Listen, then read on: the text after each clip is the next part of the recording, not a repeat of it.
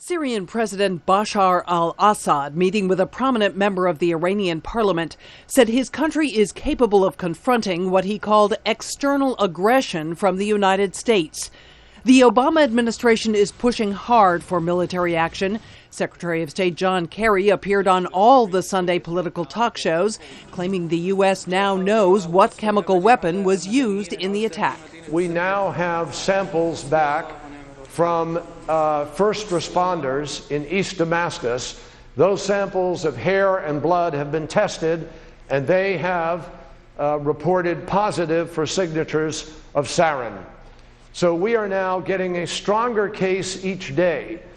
To persuade Congress to authorize the use of military force, the administration held classified briefings Sunday on Capitol Hill. But when members emerged, there was largely skepticism about the impact of the limited military strikes proposed by the administration. I don't know if every member of Congress is there yet. And what about you? Are you there yet? I'm not there yet. I can't tell you that I'm convinced that the timeline that was outlined by the president yesterday is a valid one.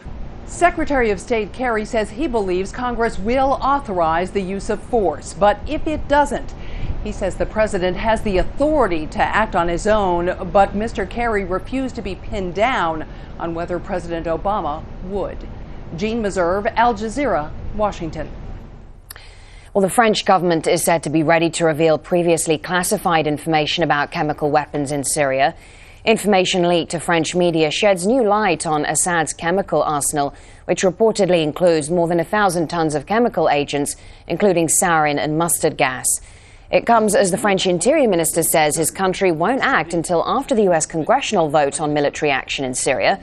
President Francois Hollande is now coming under increasing pressure to allow his parliament to vote on the issue as well. Tim Friend has more from Paris. Well, according to the French press reports, these 4 pages of declassified documents will reveal more about Assad's alleged stockpile of chemical weapons.